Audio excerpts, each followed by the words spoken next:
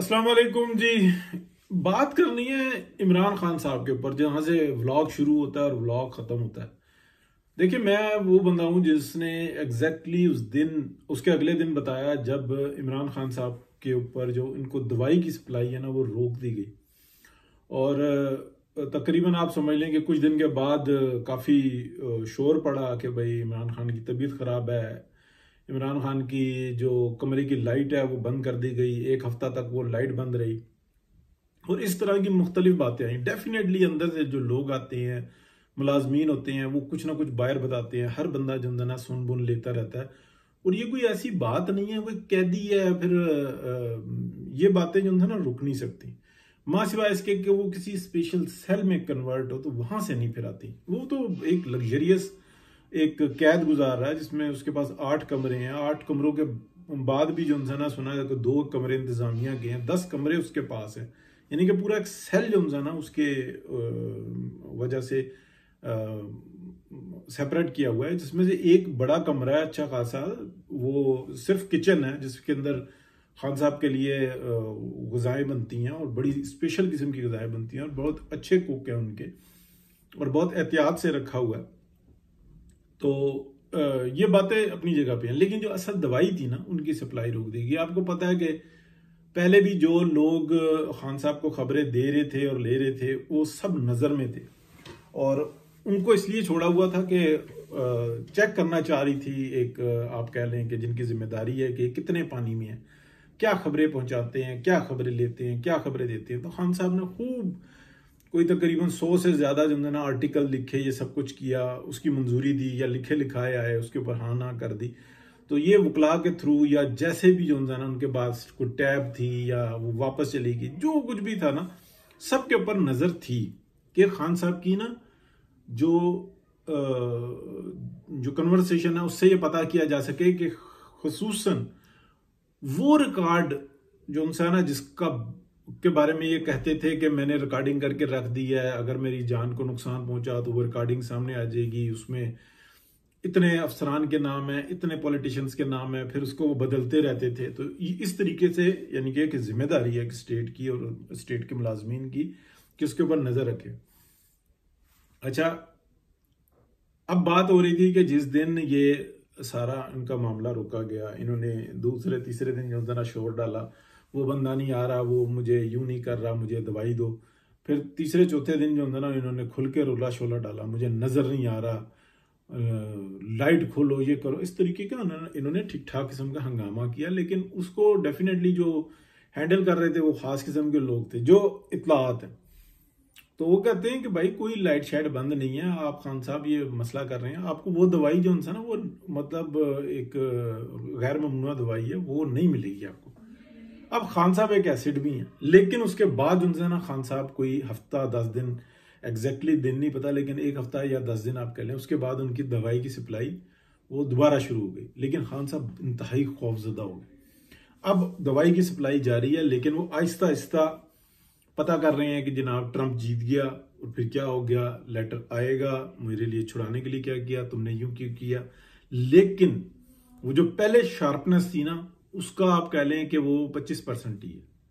जो पहले उनमें तेजी तराजी थी, ओए तू और फलाना और यूं कर और फलाना, खान साहब खान साहब खान साहब करते रहते थे। लेकिन वकला भी जो है ना, अगर आप उनसे, उनके इर्द गिर्द जो लोग हैं जो मिल के आते हैं, वो जो है ना आपस में जब बात करते हैं, यानी कि जो 2-3 मिल के आए हैं, वो जब आपस में बात करते हैं तो वो कहते हैं कि यार ये क्या हो गया, ठीक है ये मसला बना हुआ, क्या खान साहब ठीक हो पाएंगे।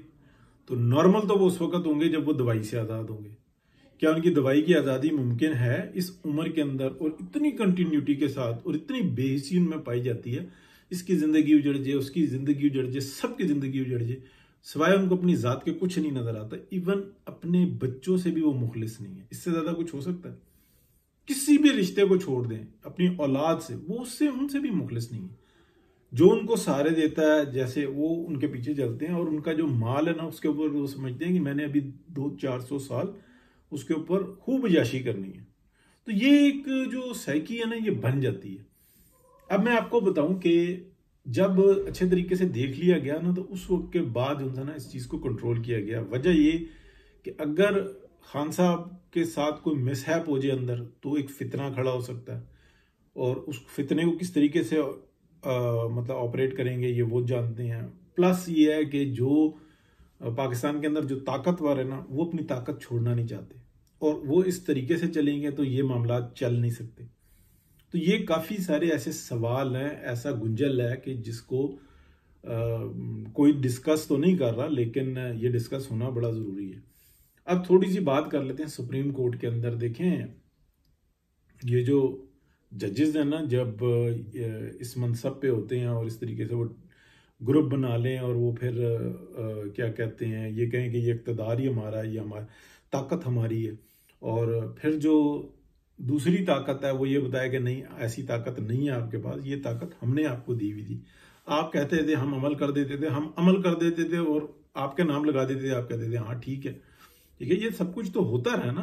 बंदा अगवा कर लिया, वो आ नहीं सका, और वो जनाब टाइम बार्ड होने के ऊपर केस, और वकला खड़े हुए चीख रहे हैं कि भैया वो अगवा हो गया, घर से उसको उठा के ले गए। वो कहते हैं बस ठीक है, नहीं आया ना, केस खत्म।